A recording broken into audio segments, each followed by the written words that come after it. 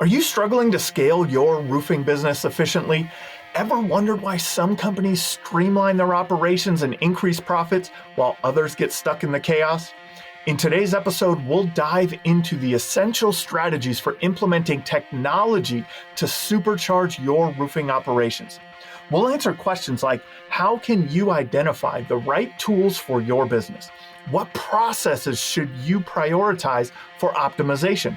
And how can you get your team to embrace new systems? This episode will provide actionable insights to help you streamline production, increase profitability, and free up time for your business growth. Joining us today is Aaron Trujillo, a systems and processes expert who has helped multiple roofing companies implement the right tech solutions for sustainable success. You don't want to miss this. Welcome to the Roofing Success Podcast. I'm Jim Aline, and I'm here to bring you insights from top leaders in the roofing industry to help you grow and scale your roofing business.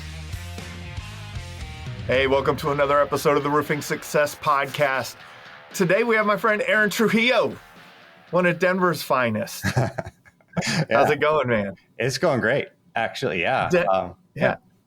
Aaron is A True Consulting.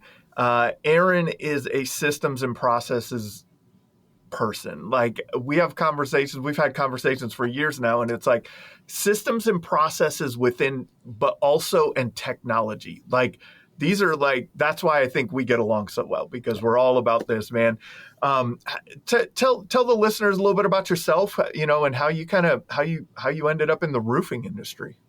All right. Yeah. And thanks, for having me in this conversation. I'm excited for it. So I am a Denver native. I worked previously in, it's kind of a different road into roofing. And I'd assume is I worked in telecom for about 12 years from Nextel, and most contractors know Nextel, as well as going into Sprint.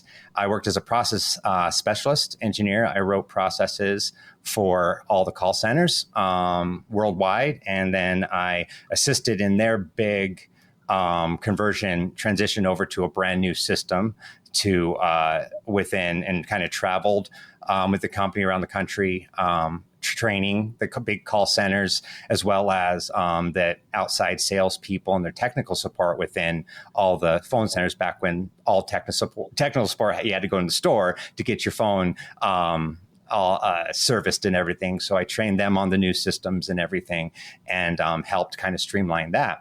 From there, I through all the hustle and bustle of telecom, I left and just really needed a job and started knocking doors. I was a canvasser for roofing. So I started there, and it was right after, it was like 2012. So there was a storm, fresh storm, and went out there and started knocking doors, and started getting cold in Denver, as it always does, and still need a job. So I I was helping the canvassing people with their payroll every week.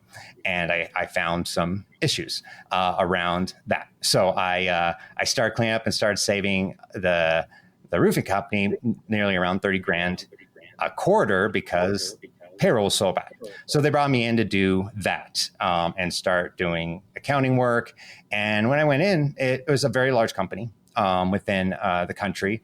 And I thought that's how all roofing companies were. They were $50-60 million roofing companies. I was very much wrong. But it was total chaos.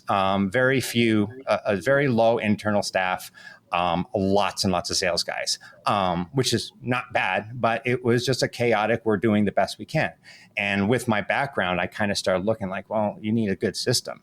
And so we went out, and for that company, we selected Job Nimbus, and Job Nimbus was only 2 years old at the time, maybe. And so I got to dig into that, and I rebuilt it to basically be part of a build it for a $60 million roofing company rather than a brand new roofing company, because they were well past that.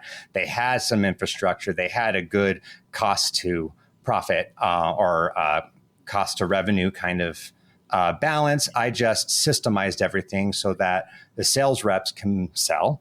the staff can take that and make sure every job is produced appropriately so that they can collect money faster, as well as the supplementing process, because they were insurance, 100% insurance. So from there, I left there after a few years, worked there 4 years, and I worked for another company, a funding company for roofers for mortgage checks. That's where I learned that most roofing companies are not $60-70 million.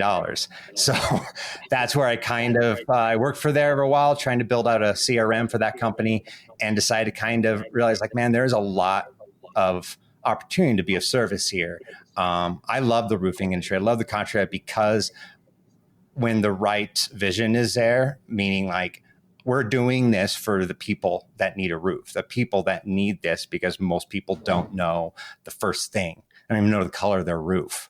So they need people like us and roofing contractors to go out and really be of service there and help them through, especially during storms, especially in Texas and all those, or these are huge things and scary, and they come in and they can be of service.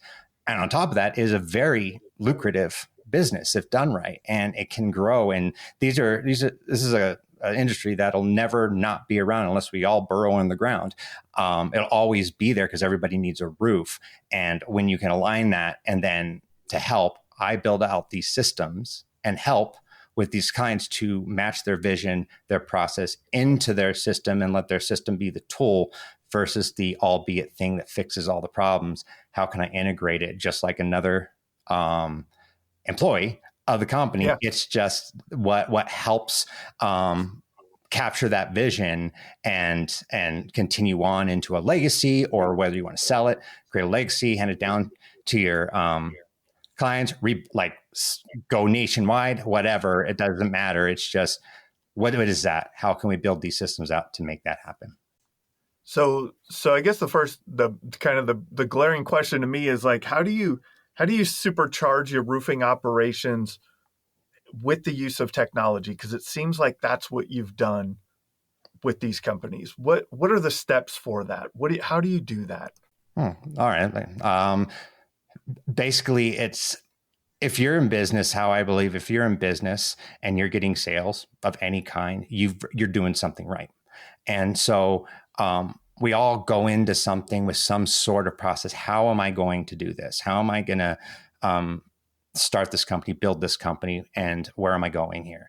So I don't, it seems to take longer, and where that mentality is like, okay, I want to keep this, but I'm looking at these ERPs and these different systems on what they can do best. I think the biggest thing is, how can I use this to fix my company? And and it's not something that, because they're doing something right, and aligning them is like, wait, there's processes here that you have that you're able to do. What's working here? What's not? What can be better? So when we're looking at systems, what's going to enhance that? So I can take out all these menial tasks that I'm writing down every day, trying to remember, which takes a lot of time, or a sales guy out there trying to put an estimate together and having to go back to an office and figure it out and then give it back to the customer. How can we systemize that? So these things, and in this day and age, all of this can be done right there with the customer. If the system's built right, you can build an estimate, you can get it to them faster. It could look really good because you know all this other stuff that your system is helping you identify, taking all those menial little things that compound into hours a day. What can I do with those hours a day if I'm a sales guy? I can be out there. What I'm hearing a little bit is you're taking the process that you're talking about is you're taking your operational process, mm-hmm.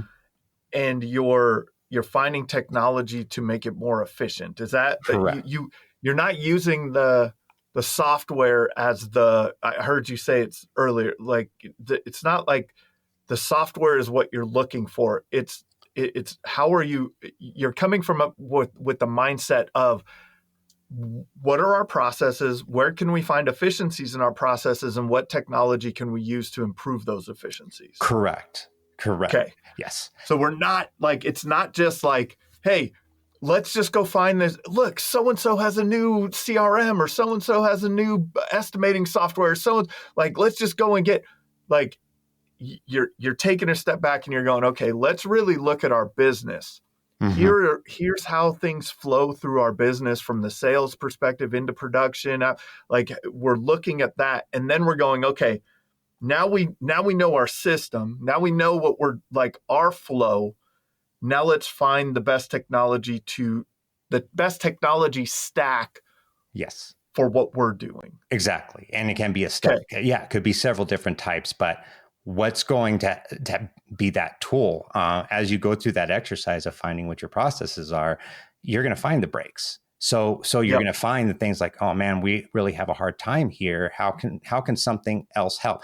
Do we hire somebody else, or will a system take that away from us? And a lot of them, it will. And so like, it's farming out to your system and letting it do the work that you're doing manually, which then that creates the efficiencies, because the things you're doing manually, they're fallible and you're going to forget.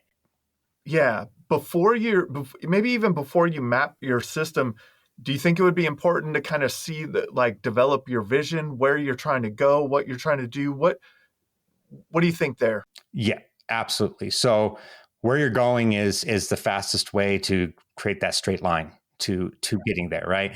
And if you know where you're going right now, it changes. And the great thing about the system is it will help you change that vision as you get into it more. But that initial vision is important, so that okay, and it's important choosing a system. That's why I talk about that vision is, are you getting into a system that your vision is to build this up and sell it? There's systems that can help with that.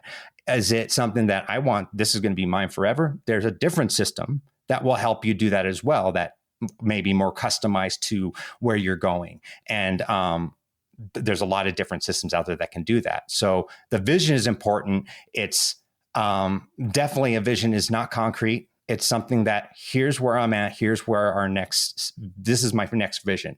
Here's my 5-10-year plan, but we don't necessarily need to supercharge to there. We supercharge to the next piece of 5-year or whatever.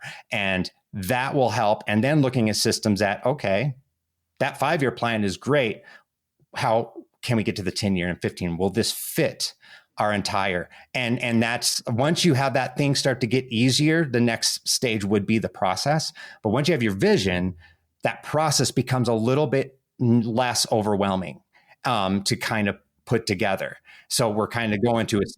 Why do you think having that clear vision of what is it about having that clear vision that makes developing the system and processes easier? Well, I said your intentions of your business is an important piece. And for instance, is your vision to bring on different trades? It's like, do you want to do all trades, or you want to stick to roofing? If you want to stick to roofing, okay. So then you're just dealing with this one process of doing roofing. If you want to do all these other trades, even eventually, or even franchise or anything like that, that's going to impact that process every which way. Even who you're going to hire, service, what's that look like? And that vision is very important, because if that's not aligned, your processes are going to be kind of, well, if this happens and if this happens, we're way down too much in the weeds and thinking about what if. That clear vision saying that less what ifs, more like, this is what we're doing. Let's go the next step to get this vision, and what, based off of what we've agreed to do and the services that we're providing, period. Let's start with this. If that happens and later on, you already have this one process done. Now you're updating it and upgrading it. You're not starting from scratch again to rebuild. Oh man, this now is different. That makes it's that end in mind, right? Think with the end in mind. Mm-hmm. I heard a couple of things in what you said, and one was like, you have to know where you're going. Then you can build the processes that suit that vision. The other part of one other thing that I heard in there is that vision allows you to move forward. Yes. If you don't know, well, maybe we'll do this and maybe we'll do that, and maybe we'll do this and maybe we'll do that. There's no marching orders, right? It's right. Not, And then how does your team react to that? How do you build process around that? Like you'd mentioned, hey, if your vision is to do roofing only, right? Like we can focus on this, we can build process around it, and we could go. We're moving Right. forward. Right. But if your vision is to do roofing, siding, gutter, solar, like I want, that you want, you're going to have to think about the different handoffs between different jobs. And hey, okay, how are we going to do this? There's more project management involved in multiple trades. There's, how are we going to do that? So you're getting to that thought process. So thinking with the end in mind, clearly defining that company vision, super important to building your systems and processes. And I think a lot of people overlook that, right? Because they think, oh, well, we need a process for this. But if it without looking at the big picture, okay, where does this process fit in? Right. So I think that's great advice. So now they have their vision, and now how would you suggest they look at building out those systems and processes? Where do they start? Really, it is the process. And like you said, if we're doing just roofing, like from cradle to grave, let's go, okay, sales, and really wouldn't be critical. I always suggest starting with production. Production is the people that are using the system the most. And I think a lot of the contractors, they miss that because you get a really good production guy and they know what they're doing and it's working. However, when you introduce a system in it, they're the ones that are the most impacted because they're the ones going to be, championing that the system. The sales guys are entering it. The accounting is doing financials and ending the process. Production, everything in production has to be the streamline process because they're the ones managing the flow of everything. And so when you, especially in the insurance game, that process and you add other trades to it, I've noticed is that's where money stops. And that's where things start to kind of slow down is when your roof is done. I still have to do siding. I still have to do gutters. How do I manage that? And some companies will have your sales guys control that, slowing down things, as well as if production's doing it, that's other things they have to manage. So making sure no matter what, production needs to be the champion there. When that is clear and solid within the system process, your sales are filtering and coming into a system that can already handle whatever is coming in because it's just going through that line and going through that piece of it. And then with that, you get to collect faster. You have more controls over when you're going to collect because you have those steps in place from that process. And that's why, with that process and what your vision is, that's where one, easier, like, okay, this is what we're doing. We're going to, what does the process look like for roofing? How are we going to manage that from beginning to end? And who are we focusing on that is going to be the bottleneck of getting it to completion? And that's always going to be production. Some of it is by design. Others is there other things that are stopping the flow of this and we need to correct it? And a lot of the feedback I get is from production, like, well, how do I do this? And they're the first ones to get out of the program. The first ones are like, this doesn't work. I need to keep moving. They go back to the magnet board. They go back to their spreadsheets because that's where they're comfortable, even though they're spending more time doing that, slowing the production flow. And getting them into it to adopt it is a lot longer because of that, because they have to keep moving because that they understand that's the revenue generator. That's where we're gonna keep the lights on and everything like that. So that's a big piece of that to get your processes together. Front end, I want to make sure my sales guys are giving me everything I need so that production can be good.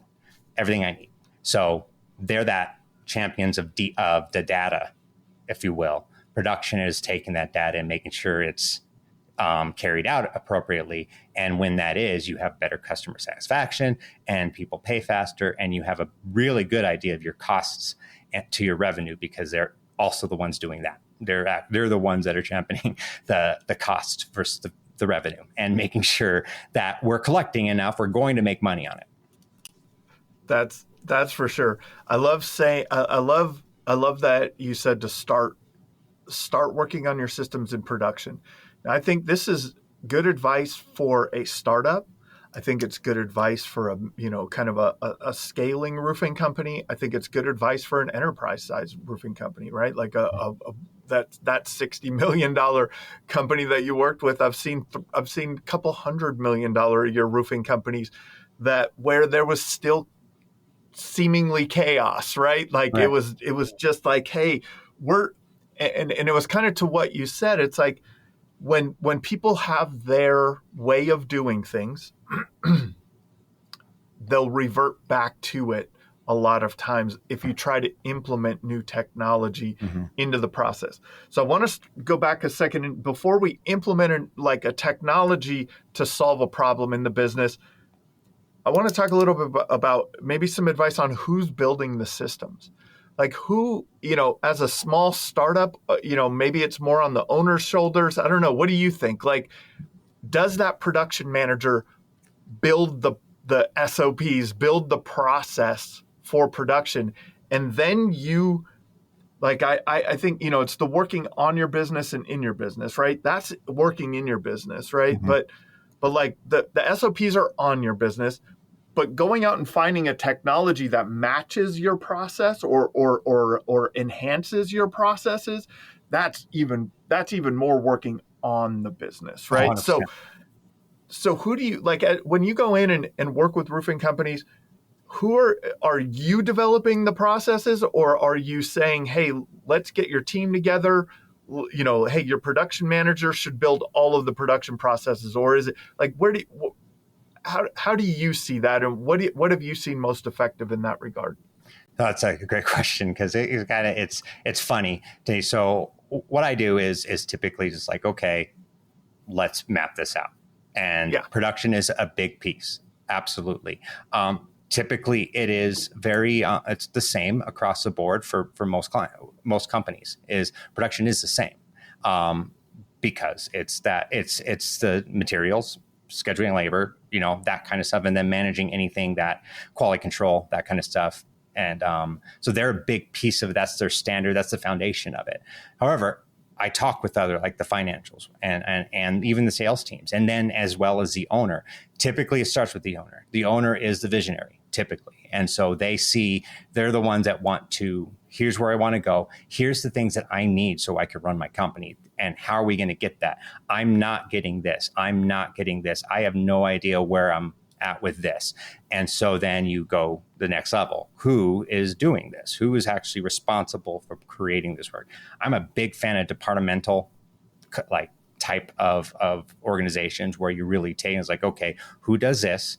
Who manages this? Who is the gatekeeper to the next piece? Like, who is looking at all of this before it gets to the handoff of production?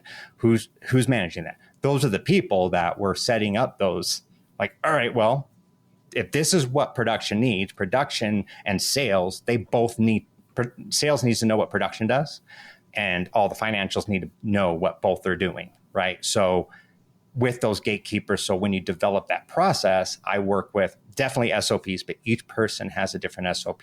If I'm talking to the owner, I'm getting that visionary set. The production is, I'm going to tell you what I need, and here's the problems. And I spend way too much time cleaning up the jobs that I'm getting from sales just to get the information that I need so that I can do my work, which slows everything down. And then accounting is like, well, we can't start jobs because we don't have any money. Where's the money at?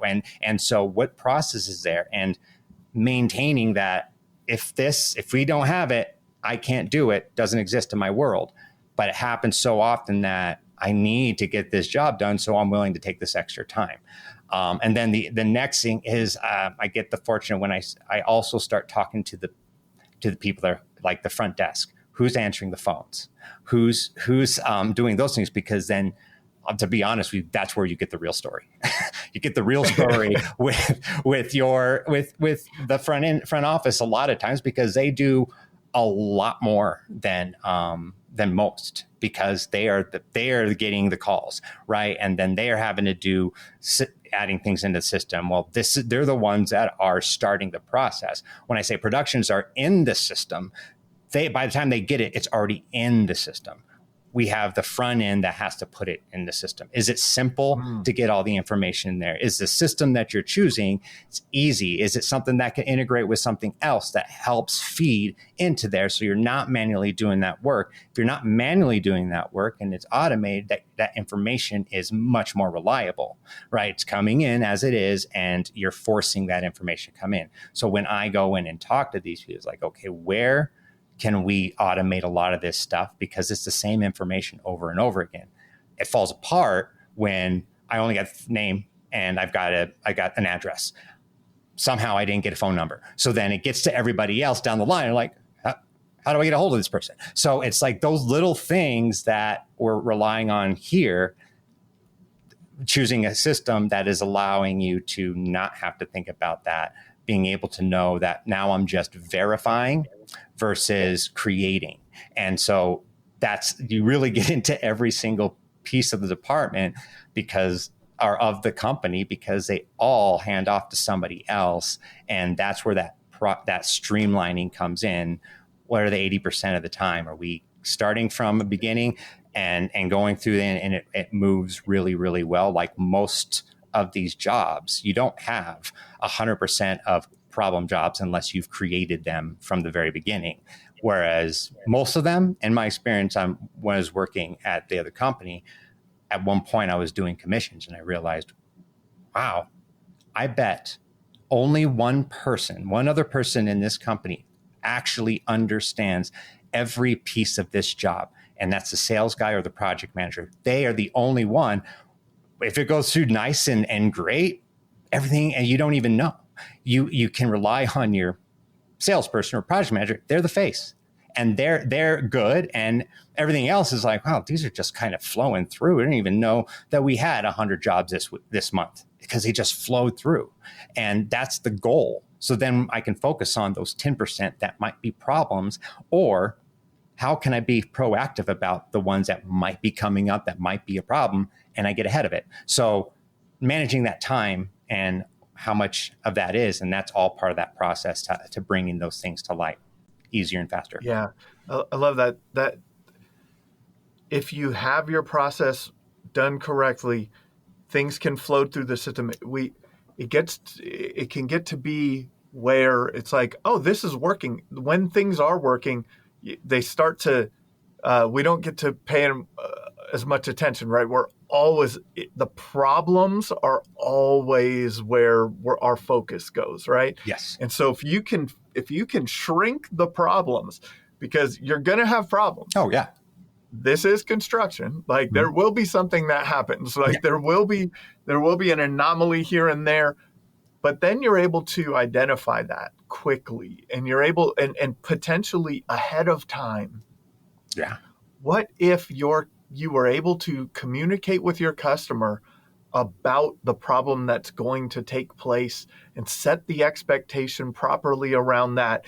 And even if it was a time delay or something that was going on in the process, or a change to the job that you have to make, you have to redeck, or you have to if you can see those things coming and communicate it to the customer before it happens, before they are thinking about it, how powerful is that, right? So that's absolutely where I see where you're going with this is like you're using technology to make things work efficiently as possible, but then it's throwing up the red flags, right? Like days in a certain status may throw up a red flag, right? And you're able to see, man, materials haven't been ordered on this job yet. Right.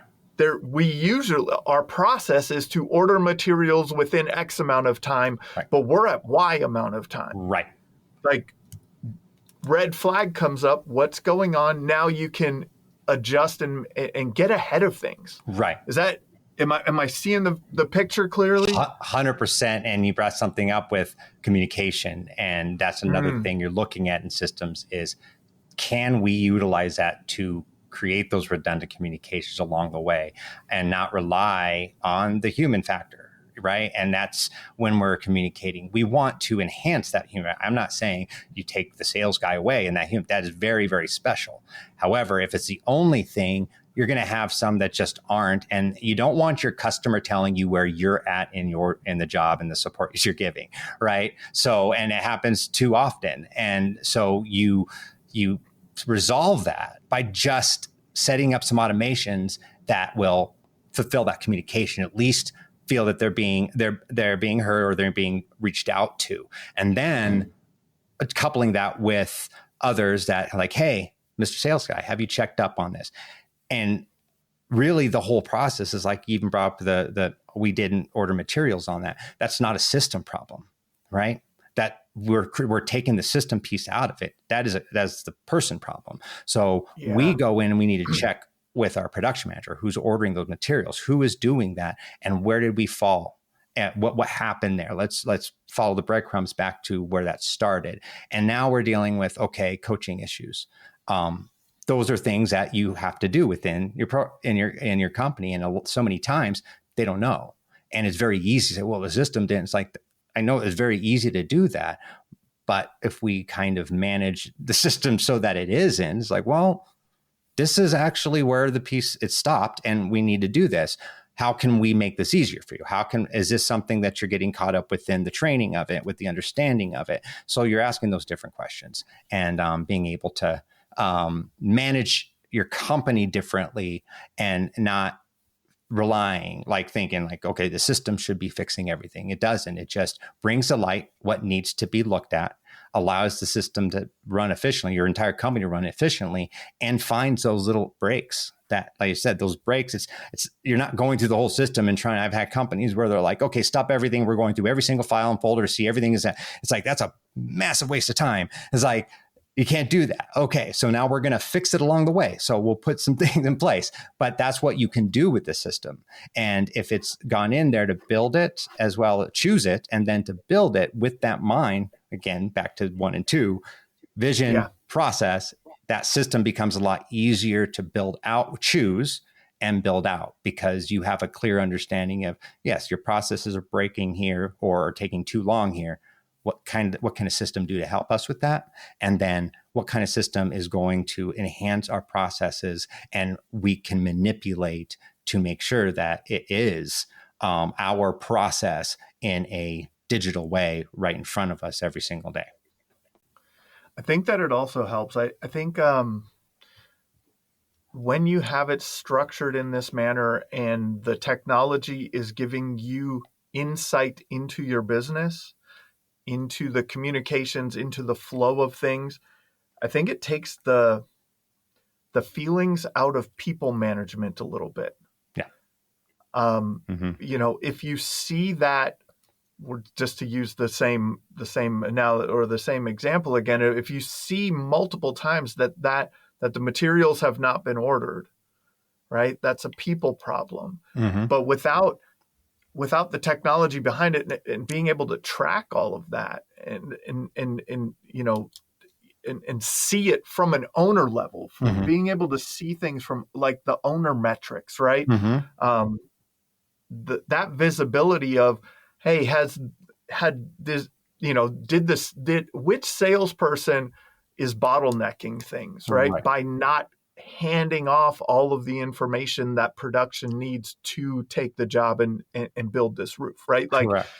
Yep. You will be able to identify not just where the bottlenecks are, but potentially who bottlenecks are. Right. And you're able to do it in a way. Yeah, it takes the feelings out of it, if that makes sense to you, Aaron. No, like because a lot of times these are our people. You know what I mean? And we have but so-and-so is such a good person. Yes.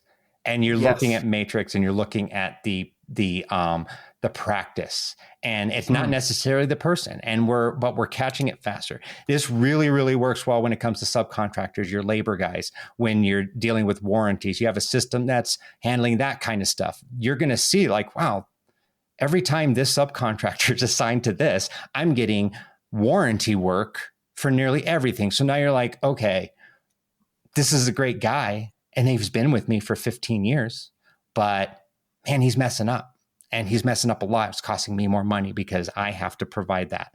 And so you can start developing like that way before, right? And looking at that before it becomes a big problem later on down the line, where there's been a lot of mistakes, and you're getting ahead of that, even if it's every warranty. Like, okay, what happened here? Hey, make sure you talk to your guys. Those type of things that you can really kind of have that program set up, because that it's not managed. Warranties are kind of something that is the clients that I've worked with that have something like that, their management, the business works a little better because they're managing every piece of it and making sure that, hey, this is a cost to my business, but I now know that knowledge is powerful because, like you said, it becomes a people, and that's a lot faster thing that you can handle. And it's the proof is in the pudding there. It's not because, man, you're such a great person, you've been with me, we have a relationship here. It's more like, hey, how can we work through this? Because it's not about, I'm going to get rid of you. I'm giving you opportunity to hear. I'm a coach. And it's like, this is what we're missing.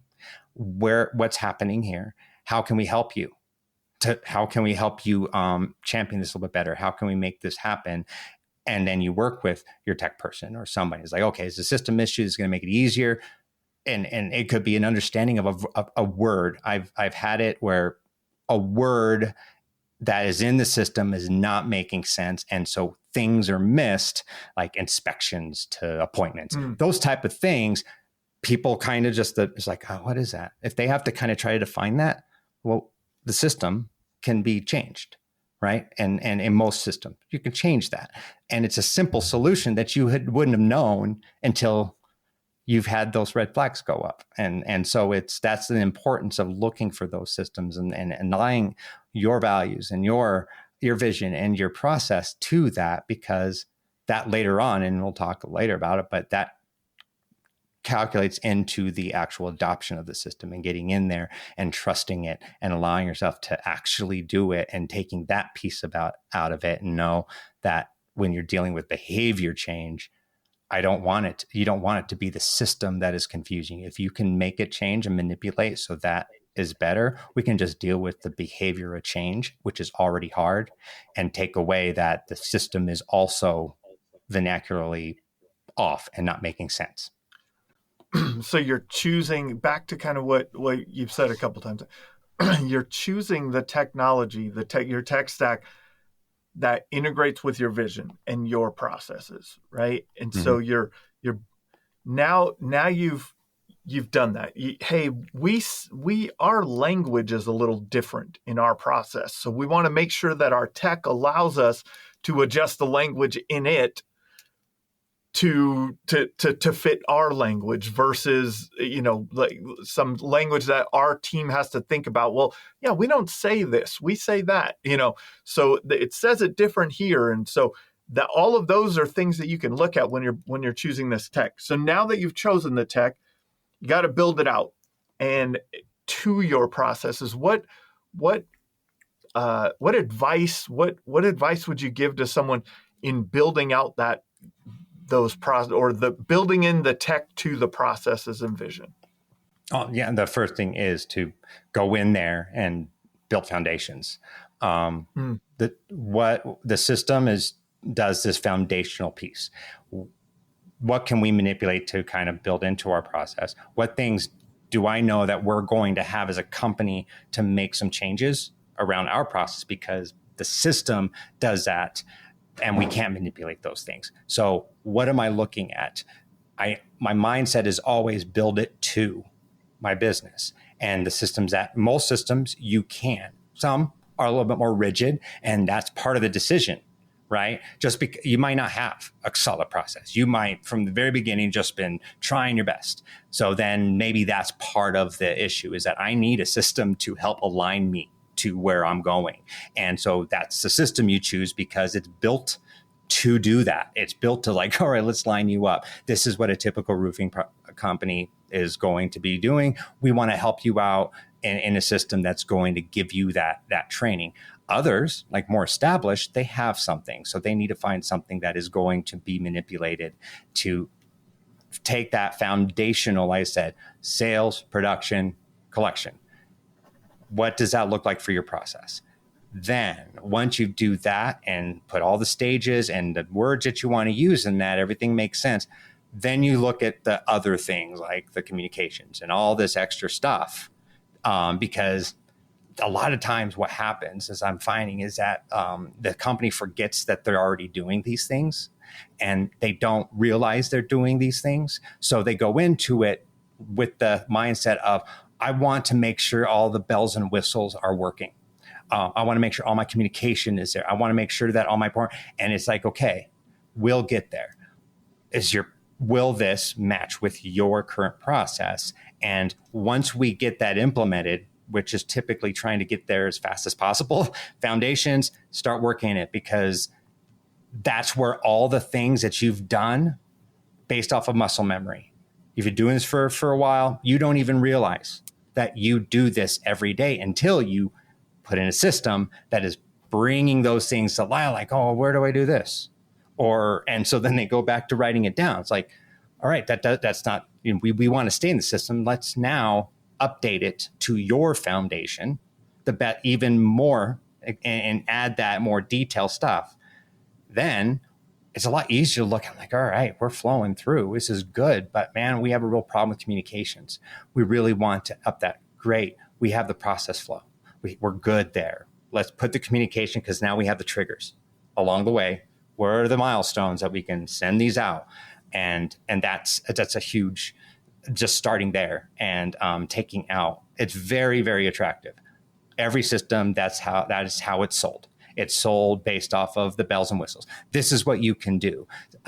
You can sync with QuickBooks, and that's probably one of the number one no-nos in all the systems. And I can tell you this now, that's a big selling point, but is literally, in my experience, the very last thing that you do in any system is you integrate with your financial. That's and I can't stress that enough, because if you don't, and it will mess up your books, and it will cause your accounting team to lose their mind, and because accounting is a very detailed penny process. So I call it a penny process. And you mess up with anything, they can't trust it. And if they can't trust it, it's massive. So last thing, financials are the last thing when it comes to integration, because once the process flow is good within the system, it's another tool that enhances the process, not become the rule of it. So you like production first, financial last in the implementation. They're two different. I mean, financial kind of works within the system, but then integrating out when you're dealing with integrating out. Yeah. Don't do that. Make sure your internal system matches your external. So then when you connect them, it makes sense. There's just been too many times where it goes and it can be it's horrifying, and trying to back it out doesn't matter. You have to just clean up, and you add this. So when I actually assist, I'm very hands-on in it. And so it's like, and I work with the accountant. I'm like, okay, this is how this works. And here's the work that you need when we're starting this. And we need to make sure, fortunately, most of them have this kind of, by the way, we're going to be doing this. And then you have that reporting that you're going to, I was like, okay, you can't just willy-nilly, let's turn it on. Let's see what happens. And it can be very, I get those panic calls. Oh my God, I did something. It's like, all right, we can fix it, but it's going to be some work for you guys. Yeah.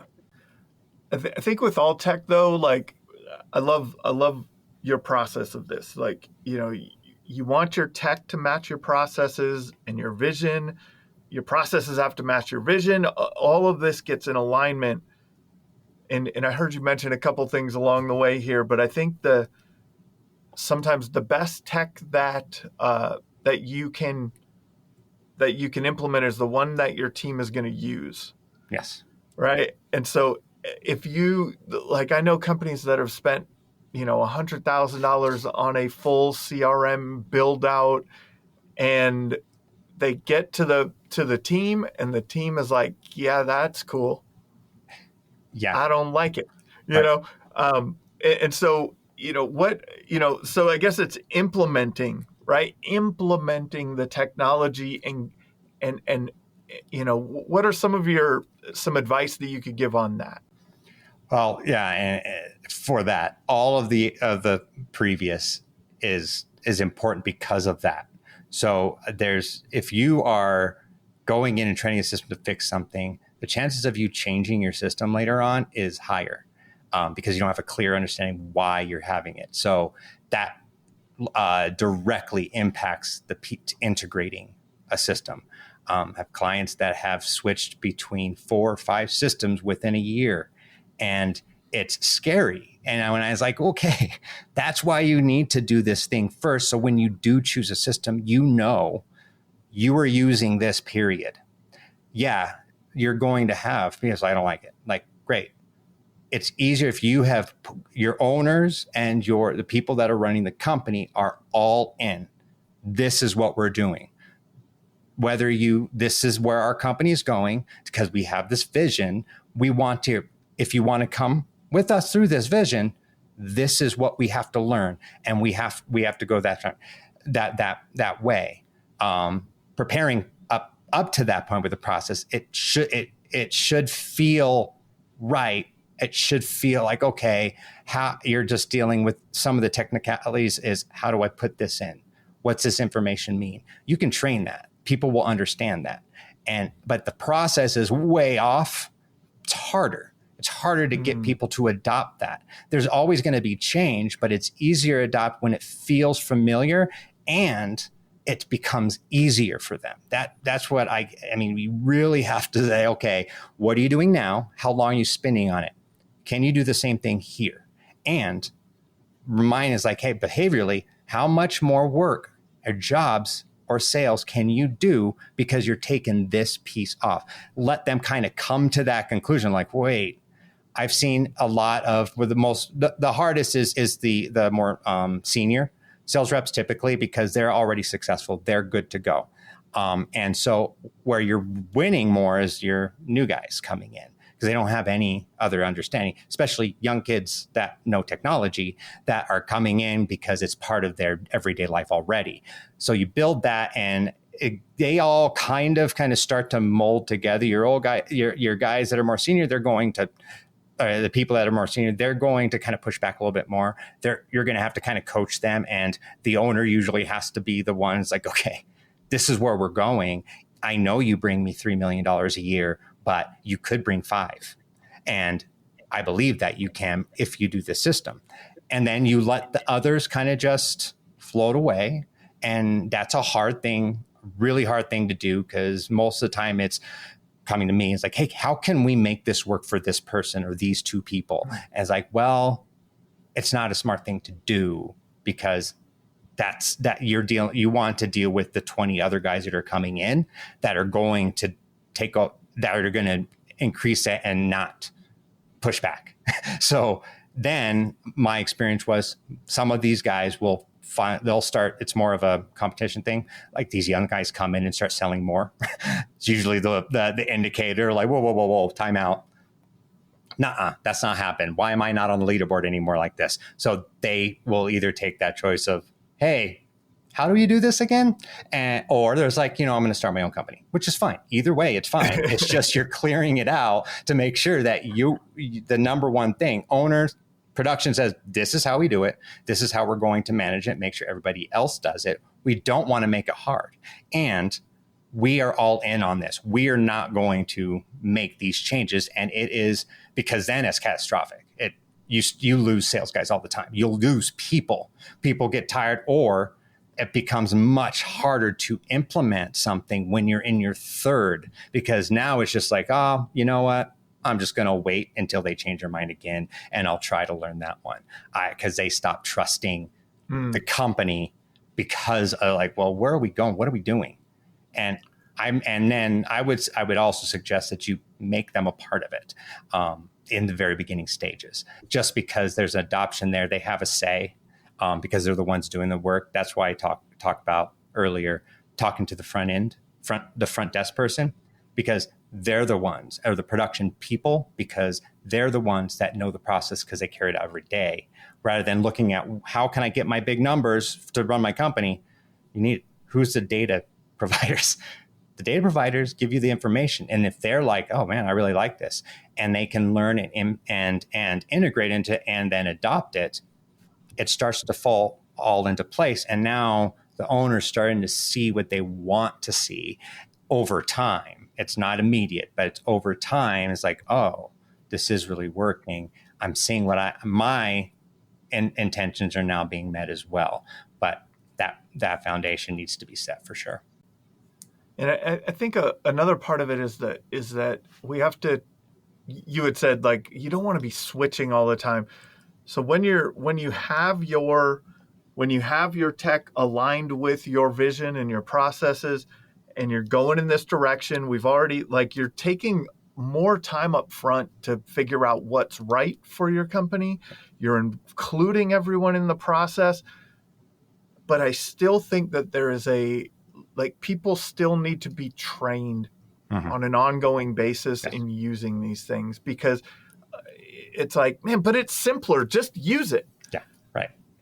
But they don't know which button to click and where this is, or and when they hit those friction points, that's where they start to resist the change, right? 100%. So if they know, oh, you just click that button and it's all there, right? Like wow, I can't believe that, but they didn't know which button to click. So I think that's another part of it, is just communicating and ongoing training. You get their buy-in.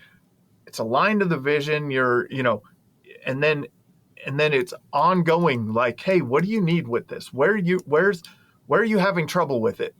Okay, let's get you trained on it. Let's to have some training up front, yes, or continuous training on it, especially when people are used to doing something else. Yeah, right? Like they're, the button is, it's kind of like Android, iPhone, right? Like it's like, well, what do you just handed me an Android, and I'm an iPhone user. Right. You know what I mean? Yeah, exactly. Like I don't know right. where the setting is for that. Like how do I get?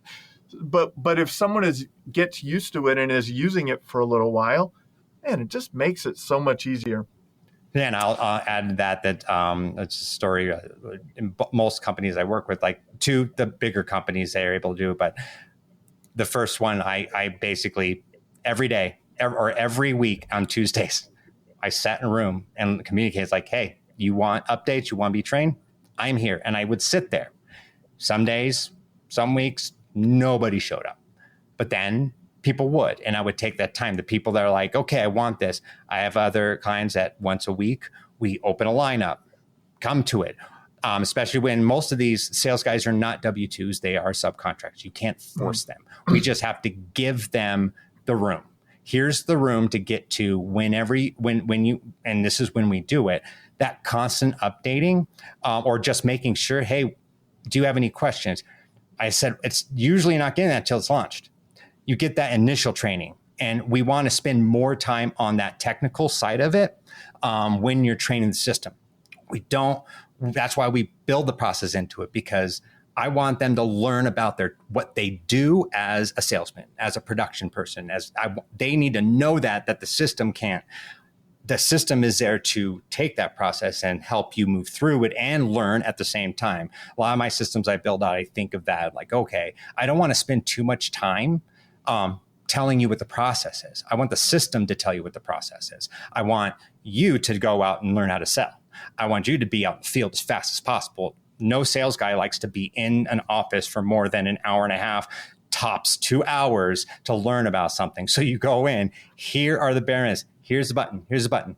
If you can do some overlays and put that more of a technical or even a training program for them to, we do that, a training program of okay, here's the questions, here's a test, those type of things that here's a practice and practice and practice. Some systems have sandboxes that you can say, hey, go home and play with this. So you get really familiarized. Most people need that tactile.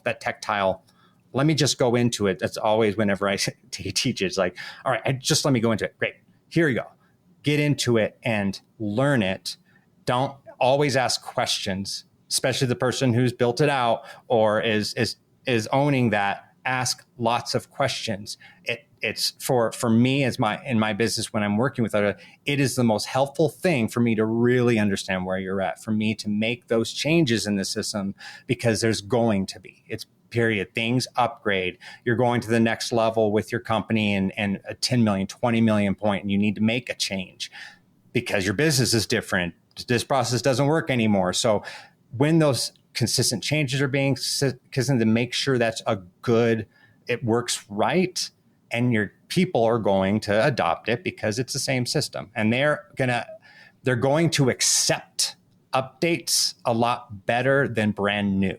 And so here's how you do it. This is not going to change. If it does, we're just updating your understanding of this next thing, versus you already know the foundations. Now you're just like, oh, new thing.